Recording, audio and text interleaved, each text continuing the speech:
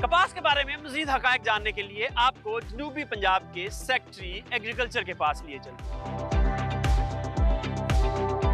जनूबी पंजाब के सेक्रेटरी ज़राअत साकिब अली अतील साहब हमारे साथ मौजूद हैं। उनसे पूछते हैं कि इस साल हुकूमत ने क्या नया किया है कि कॉटन की ज़्यादा पैदावार आए। जी सर, अस्सलाम जी, थैंक यू वेरी मच।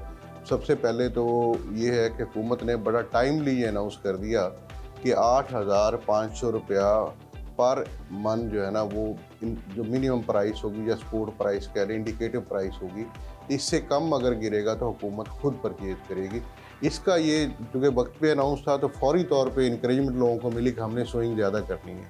उसके अलावा तमाम अदारे, जिसमें सबसे दूसरा काम ये किया कि हमारे एग्रीकल्चर डिपार्टमेंट का जो एक्सटेंशन स्टाफ था, अमूमी तौर पे फार्मर को कंप्लेंट रहती थी, वो फील्ड में आता नहीं।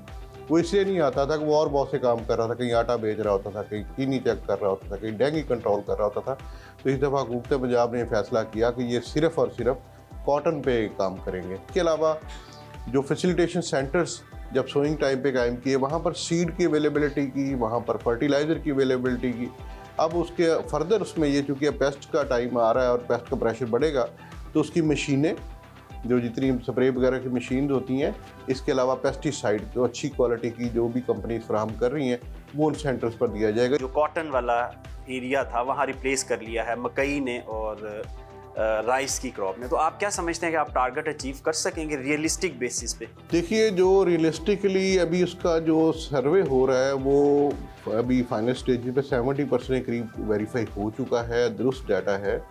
तो मेरा नहीं ख्याल कि बहुत बड़ा कोई डिफरेंस आएगा। 5% तो साइंटिफिकली अप डाउन हो सकता है, हमेशा होता है, तो लेकिन ये साइंटिफिकली भी इसको परमिटेबल है, तो परमिसिबल है। इसकी इतना बड़ा मसला नहीं आएगा, डाटा का बहुत मेरा ख्याल फ़र्क नहीं पड़ेगा।